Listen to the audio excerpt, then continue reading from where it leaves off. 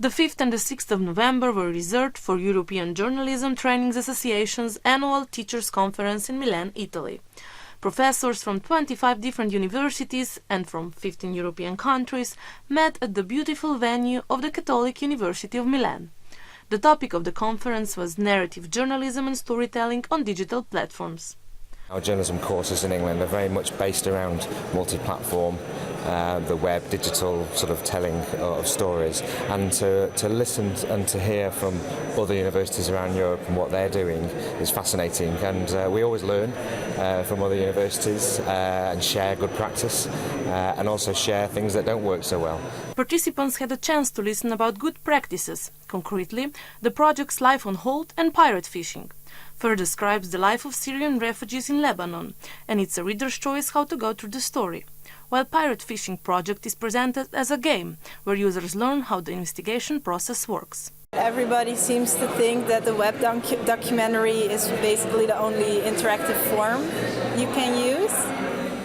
So that's definitely something to take with me, to see how we can push other type of forms on students in journalistic production that go beyond like, oh, we're just going to make a web documentary, but maybe more towards a game development. Then they learned about data journalism today and found out that Guardian used it already in 1821.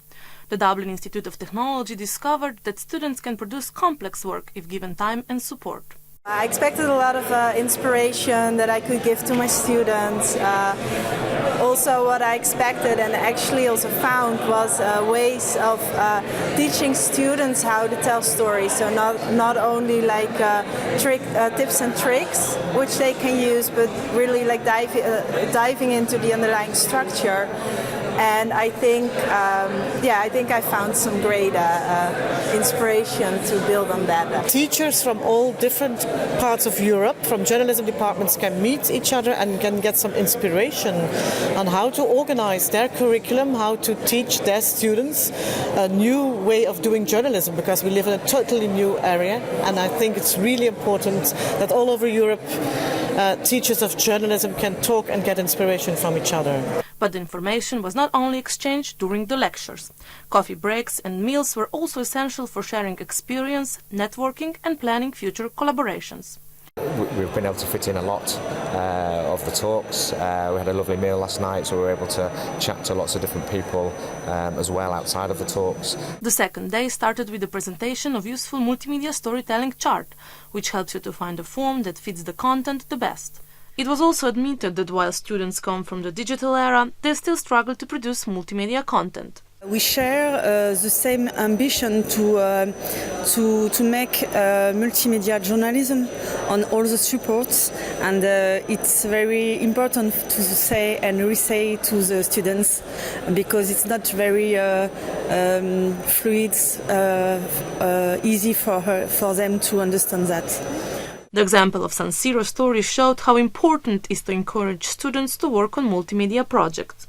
Multimedia journalism was nicely presented also in the example of Peninsula Talks, Multimedia Data Journalism magazine, and Congo Tales. The latter represents complexity of Congo with many elements such as audio, video, maps, text, and infographics. I'm really very happy with how it went, because the digital platform, all journalism departments are thinking about this and fighting about how to do this, how to organize it, how to put it in front of students. And I think we got really good examples of how people are doing it in their classes or in their schools. And what is more important, people also asked for cooperation, international cooperation. Next year, the conference will be held in Paris, France.